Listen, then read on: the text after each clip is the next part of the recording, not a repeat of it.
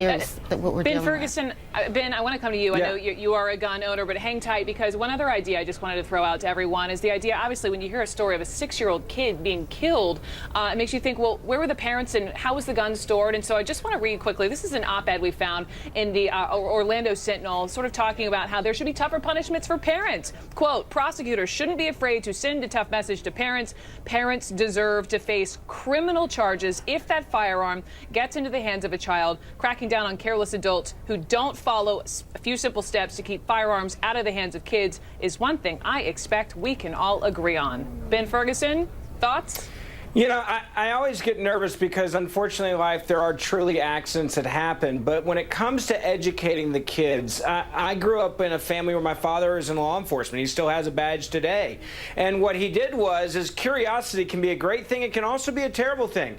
And he made sure from a very young age that we understood what a gun was, how it worked, how dangerous it was, what it was used for. And I think in schools, if you had, for example, a sheriff come in, a police officer come in, and talk to kids about guns, and so that if you find one, this is not something for you to play with and a toy. Kids automatically look up to firemen and policemen. We hear that when they're younger, how that's what they want to be when they grow up, or astronauts. So they're automatically going to be drawn to that person. And if you have someone in law enforcement, especially those that may be retired law enforcement, I know they'd be more than happy to come in and talk to kids. If they're leading the discussion, I'd be all in favor of it, because it takes, one, the politics out of it from maybe a teacher's perspective, whether it be pro or against guns. I don't care. I don't want the politics in it. But for law enforcement to do this, I think it would be a brilliant way to talk to kids, because when my curiosity was taken away, I never went looking for my dad's guns, because I had seen them and understood how dangerous they in fact were.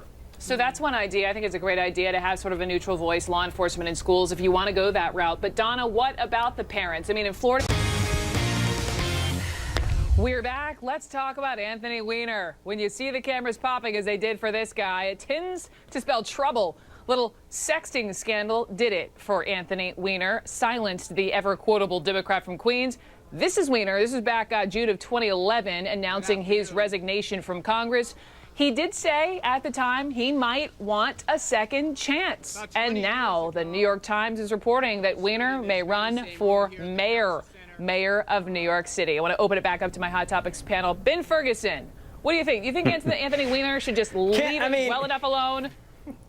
Can't you do any better than this, is what I would say to anyone that's thinking about voting for this guy. I mean, if this is the best that you can come up with to offer the Big Apple, we've got real problems in this country. I mean, of course he wants to come back, because what else is he going to do? He's obsessed with being important. He's obsessed with people talking about him. He's obsessed with being a politician and having that power. I mean, even his own brother used a word to refer to him that I can't even say on TV, and almost as like it was an attribute, a positive thing. And so, you know, but then again, from his perspective, look at the current mayor. I mean, he literally bought an election with his massive fortune. So if that guy can get reelected, then, you know, maybe Weiner can too. Who knows?